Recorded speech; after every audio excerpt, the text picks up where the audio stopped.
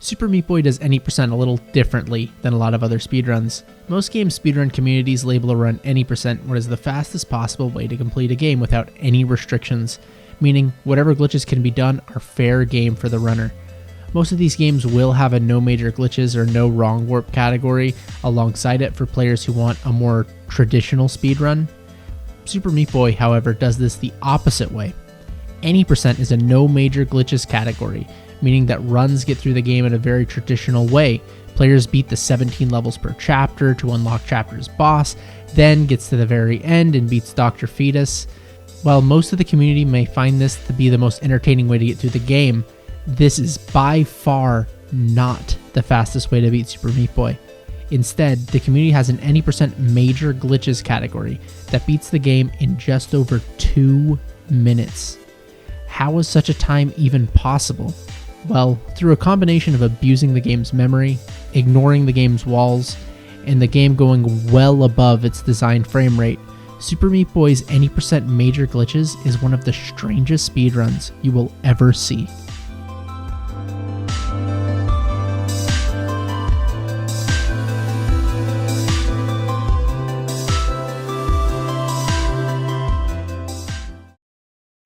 The best way to show why this category is so weird is to break down creepinatmydoor's world record run for the category.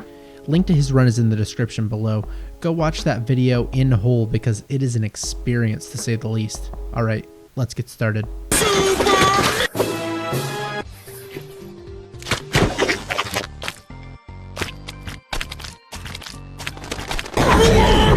Alright, let's stop right here as I know many of you are already confused.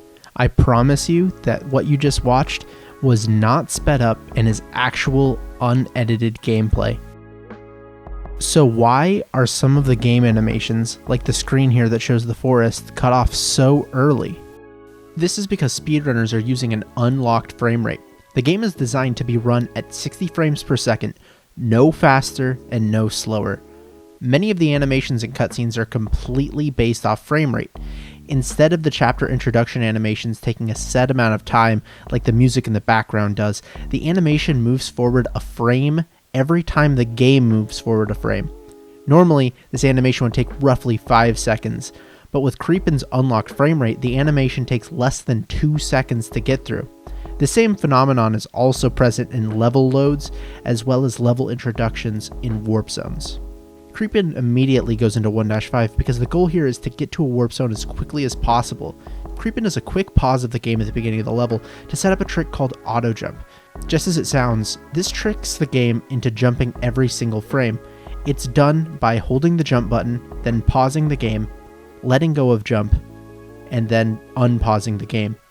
This allows Creepin to climb the wall up to the warp zone just a bit faster than would otherwise be possible. Unlike most of the glitches we'll be talking about in this video, this glitch is used in basically every full game category the game has to offer. Alright, let's get back to the video.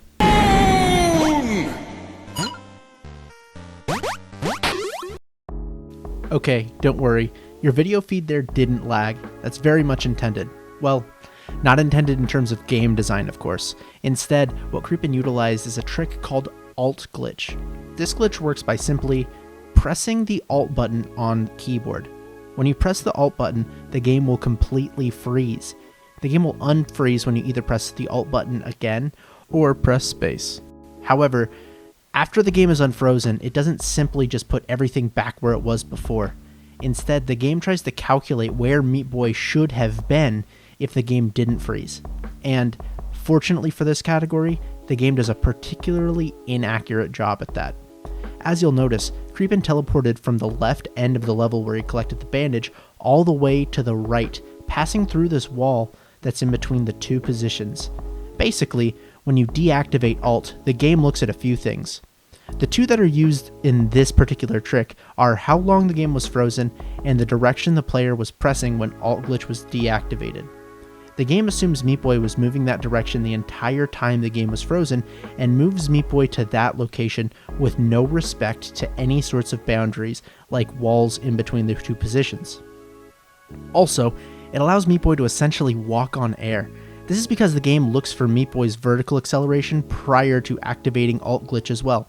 I'll get more into this a bit later, but what you need to know here is that because Creepin was on the ground and had no vertical acceleration, the game decided there would be no vertical acceleration during the entire time Alt Glitch was active.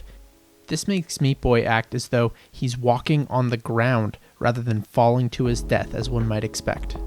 These three factors allowed Creepin to teleport across the map, making the level completable over 3 seconds faster than otherwise possible. Now let's look at the next level of the speedrun.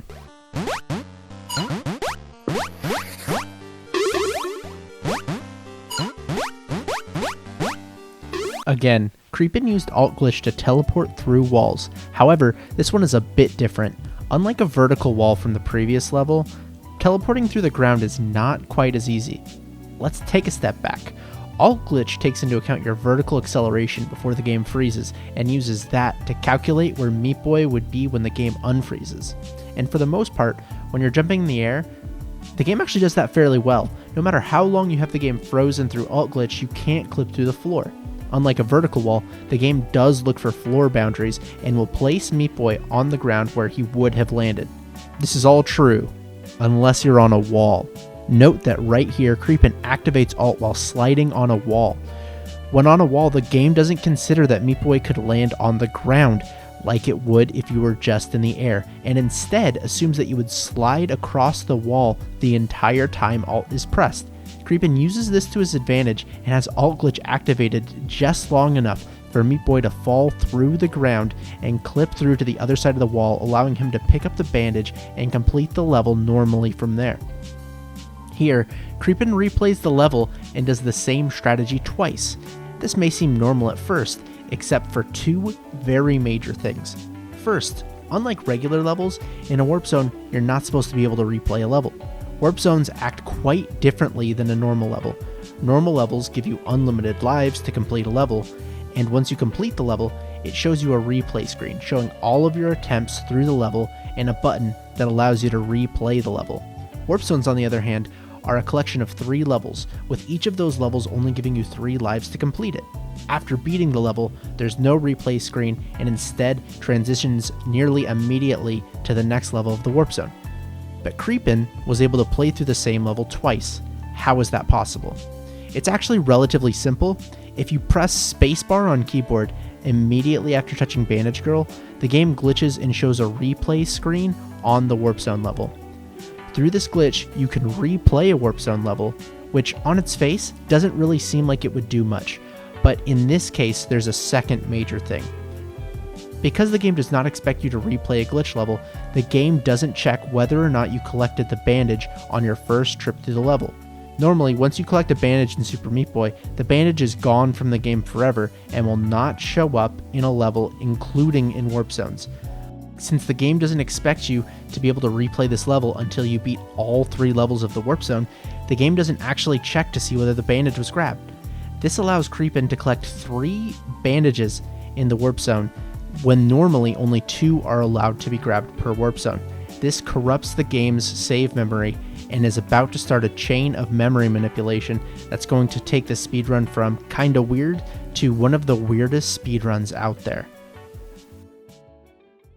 While the player is in a warp zone and has collected a bandage, the game writes to system memory to remind itself a bandage or multiple bandages have been collected. This allows the game to later save that the bandages have been grabbed, while ensuring the game doesn't give the player the bandage unless the warp zone is beaten without a game over. The game has a bandage counter starting at 0 at the memory address of 0x1C90, and will go up by a hex value of 4 for every bandage collected thereafter. As you can see here, the memory address for the first and second bandage end in 9-4 and 9-8 respectively. But what the game didn't expect is for the player to be able to gather more than 2 bandages. The game has other things written to memory addresses that are multiples of 4 above the first and second bandage. Specifically, for the third bandage, the memory address that it writes to is the same address as the current chapter memory address. This means that for any change made to the value of the Warp Zone Bandage 3, the same change to value is made for the current chapter. For all intents and purposes, these values are now exactly the same. But in order to really use this memory address manipulation, Creepin needs to finish the warp zone. Here, in the third level of the warp zone, using the same trick used in the first warp zone level, Creepin uses alt glitch while on the ground to teleport past the wall and get to Bandage Girl much faster than would otherwise be possible. Now that the warp zone is completed, now what? You can see some weird things on the forest level map. While the warp zone is shown completed with 2 bandages by the bandage symbols here in the bottom right, the top still shows the chapter completion at 0%. But yet, if we have 2 bandages, why is that at 0%? Well, when Creepin beat the warp zone, the game changed the value for the warp zone bandages, all of them to the value of -1. Again, the game doesn't want bandages that are already completed to show up again once a warp zone has been beaten. So, after you beat a warp zone, a value of -1 is given to all bandages, that way they do not show up again. But as we just explained, bandage number 3 is the same value as the memory address for the current world. That means the game now thinks that we're in chapter -1, a world that doesn't technically exist. The game will still bring us back to forest because the memory address for current world doesn't affect everything, such as Meat Boy's map location, but as you can see here, it does affect certain things like the chapter completion percentage shown. You may be thinking, okay, so we're in world -1, what does that do for us? Well, I'm glad that you asked. Chapter -1 has a very important characteristic to it that helps the speedrun be possible. In chapter -1, the current chapter overall data address is the same value as the level type.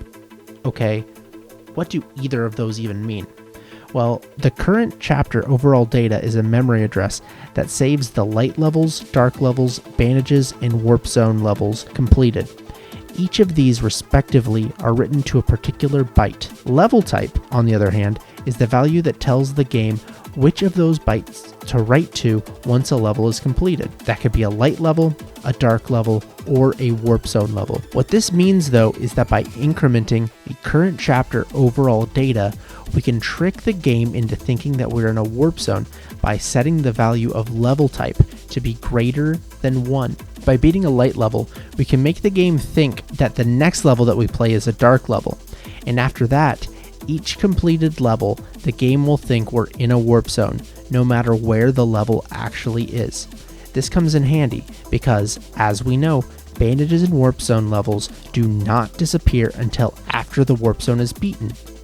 This means we can do more bandage duplicating in forest levels. So to go back to the run for a bit, Creepin immediately goes into 1-10 so that he can beat a light level. Here, Creepin activates alt glitch on a wall, then untriggers alt by pressing jump. This makes the game act as though he jumped at the location that he pressed alt, but the game does not take into consideration the ceiling above him. With a well-timed jump, Creepin is able to jump right into Bandage Girl from that wall and complete the level in roughly a second. So now after every beaten level, the game will think Creepin is in a warp zone. What this means is that if we can collect 3 bandages again, we can set the current world to a new value. You may think we would want to set this value to 6, meaning that we can go to the final chapter and beat the game. Unfortunately, that's not what current chapter actually does. Current chapter only tries to tell the game where to save the data, not where Meat Boy actually is on a world map. We actually want our current chapter to be another non-existent world, that being chapter 10. But how do we do that?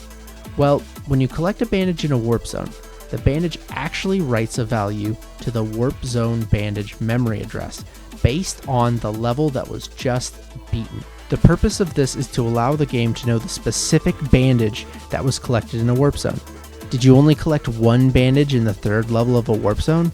Well, normally the game would look at the bandage counter being 1, then look at the level ID of that warp zone bandage address and rewrite that level's bandage as completed, and still have 1 bandage still in that warp zone. But since we are outside of a warp zone, we have much more flexibility on what we rewrite to the warp zone bandage 3 address, and thus the chapter ID. Since we want to get to chapter 10, we need to find a level that has an ID of 10 and has a bandage. Luckily for Creepin, that level is 1-11, the very next level he's about to enter. Level IDs are the world's level number subtracted by 1. So level 1 would be 0 and level 11 would be an ID of 10. Creepin beats 1-11 3 times, grabbing the bandage all 3 times, and now the game thinks that we are in Chapter 10. Okay, but why Chapter 10 exactly? Well, the data for Chapter 10 actually shares a memory address with the address for the unlocked worlds. It also shares a memory address as the current chapter's boss and glitch level data. So right now, since Forest is unlocked, we have that lowest bit unlocked as 1. This also unlocks the lowest bit for current chapter glitch level, meaning the Forest glitch level will now be set as unlocked. What is a glitch level exactly? A glitch level is a level that has a possibility of being unlocked once you beat the chapter's boss. Normally then you have an RNG chance of Bandage Girl looking glitched out, and when you beat that level, you go into the glitch level. But what exactly does this glitch level do for us? Well, right now we just need a level that rewrites the 5th bit address of unlocked worlds to 1. That 5th bit address is the address for unlocking the end, and this would allow us to beat the game extremely quickly. Coincidentally, beating the glitch level rewrites the 5th bit of the boss and glitch level data, which also rewrites the 5th bit of unlocked worlds, meaning the end is now unlocked. So I realize all of this has been incredibly confusing. So let me try to take the next 20 seconds and basically condense what just happened into a way that I would have understood just 2 weeks ago. Through bandage duplication, we were able to edit memory addresses. We were able to use this duplication to make the addresses for current worlds, the unlocked worlds, and the glitch level data the same. By making them the same, we were able to rewrite data across those values. By making these the same, once we beat the glitch level for Forest, the end will unlock, allowing us to beat the game extremely early. For reference, all of what just happened is just the first minute of the speedrun. In a normal any percent run, it takes over 14 minutes to get to end, but here we got there in just a minute. Creepin will be doing more alt glitch to get through levels much faster than normal. As you can see, the animations are still much faster, and in the levels, Creepin took advantage of everything we discussed before. Here in 6.1, Creepin used alts to clip through the ceiling and get to a higher floor and finish the level extremely quickly. Here in 6-2, all Creepin has to do is press alt for roughly a second and hold right. In 6-3, Creepin used alts to walk on air and teleport into a wall here. While Creepin didn't grab any of the keys, we don't need those as we can simply alt glitch to teleport past the wall. While it may seem like Creepin could have simply pressed alt at the beginning of the level and waited long enough to teleport basically all the way to Bandage Girl, unfortunately, alt doesn't work like that. When you untrigger alt, the game will kill you if you're too far off screen. This is because the game has a kill plane that is just outside of the camera's view. Since when you untrigger alt, Meat Boy would be in the kill plane, that strategy does not work. In 6-4, Creepin climbs the side of this wall and does an alt glitch to clip past another wall and beat the level much quicker than normal. In 6-5, Creepin once again uses alts to teleport across a major gap. This is followed by Creepin doing a very tight wall jump to get to a lower platform, a skip called Key Skip, which is used in basically every category of the game. Creepin then uses alt to slide down a wall to quickly get to Bandage Girl and unlock the final boss, Dr. Fetus. This boss is an auto-scroller, normally taking roughly 60 seconds for the level to be completed, but luckily, since Creepin is playing the game at his unlocked frame rate of 200 FPS, the game only takes about 21 seconds. Creepin uses alt glitch to teleport through walls and get to the button as quickly as possible, as unlike no major glitches, Dr. Fetus gets to the end of the level almost at the same time as you do. Why is this level faster? Well, it's the same thing that happens with the transition animations we talked about before. Dr. Fetus's movement here plays back tied to the frame rate of the game, which is supposed to be 60 frames per second. Since Creepin is playing at 200 frames per second, Fetus is moving more than 3 times faster than normal. Now, Creepin is already on the very last level of the game, Here, Creepin does 2 alt glitches to teleport through walls and skip major parts of the level. Instead of going right here like in a casual playthrough, Creepin uses a cutscene trigger here to the left and thus able to beat the game in just 2 minutes and 19 seconds. All it took was confusing the game's memory, teleporting through walls, and speeding the game up so it looked like a meme parody of a speedrun. And that, my friends, is any percent all glitches. Thanks everyone for watching. Thanks to creepinatmydoor for his run, and thanks to -7 and Vorpal for their help on making this video. Thanks everybody for watching. If you like this video and want to see more Super Meat Boy content, please subscribe, and also feel free to check out my Twitch channel over at twitch.tv/Shredberg or shredberg.com. Links in the description. Hope to see you all there. Have a good one.